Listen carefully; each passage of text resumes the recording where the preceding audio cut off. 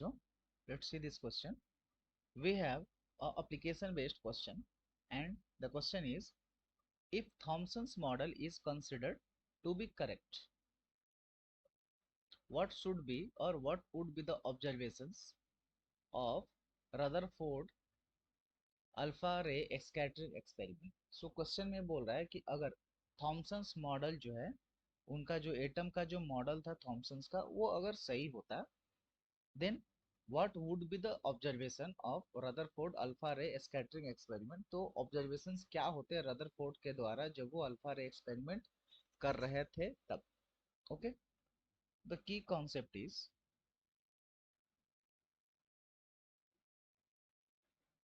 अगर हम बात करें अकॉर्डिंग टू थॉमसन्स मॉडल,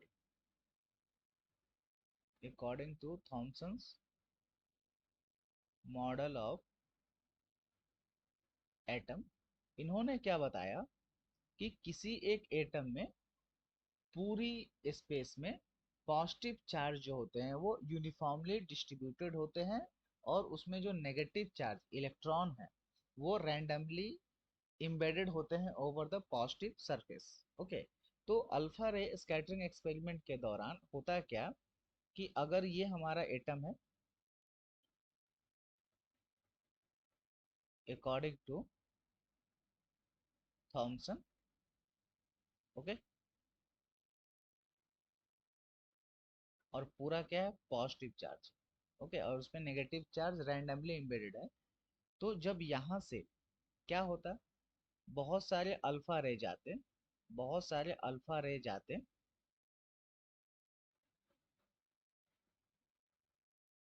तो अल्फा रे क्या थे, just like a nucleus of helium, तो वो हेवियर थे इलेक्ट्रॉन से भी और वो हेवियर थे प्रोटॉन से भी, तो वो इजीली पास कर जाते।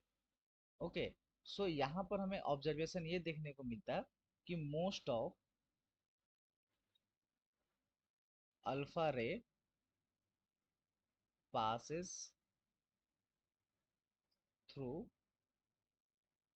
the gold foil, gold foil,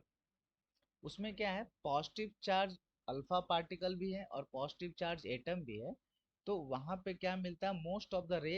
जो डिफ्लेक्ट हो जाता है, जबकि ओरिजिनल में क्या था मोस्ट ऑफ द रे डिफ्लेक्ट नहीं हुआ था, एकदम स्ट्रेट लाइन में विदाउट डिफ्लेक्शन में पास कर गया था, राइट? तो यहाँ पर क्या होता है, अगर थॉमसन्स के